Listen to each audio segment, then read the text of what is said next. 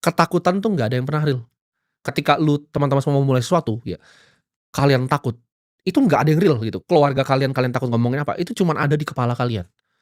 Pelajaran kedua yang gua ambil di 2025 ya, ini sebenarnya gua ambil dari film ya, atau novel dari Dune, karyanya Frank Herbert, yaitu fear is not real ya, fear is the mind killer, itu gua belajar.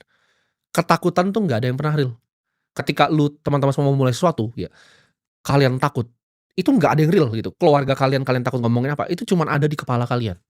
Kalian ngerasa ketika, "Oh, gue mau mulai usaha nih, gue mau mulai berinvestasi," tapi gue diejek sama teman-teman, gue diejek nonton edukasi sama orang lain.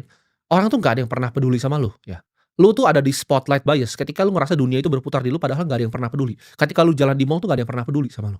Jadi gue kasih tau bahwa ketakutan tuh nggak nyata.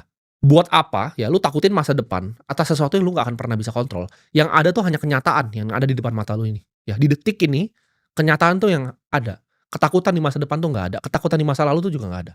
Yang kita bisa kontrol tuh cuman satu, ya dunia luar kita nggak bisa kontrol, yang kita bisa kontrol adalah pikiran kita. Kita mau maju atau kita nggak mau maju. Dan gue belajar tahun 2025, ya kan gue hidup di mana gue itu nggak pernah pengen gagal, gue orangnya sangat kompetitif ya. Ternyata nggak ada yang masalah, ternyata gagal itu bahkan nggak semenakutkan itu ya. Ketika kalian bikin sesuatu terus gagal itu nggak semenakutkan itu. Ketika awal-awal gue di karir gue takut gagal gitu.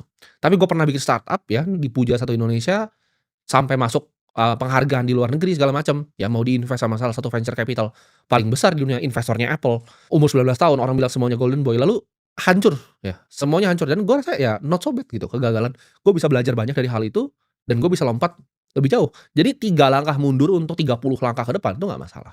Gue selalu takut gitu kan, gimana kalau misalnya tahun ini investasi gue, portofolio nggak bertumbuh gitu kan, gue punya target, gue pengen bikin dana abadi, gimana kalau ini nggak tercapai?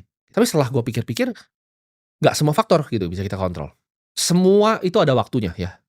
Fear is not real, ketakutan nggak nyata, yang penting kita berani untuk maju.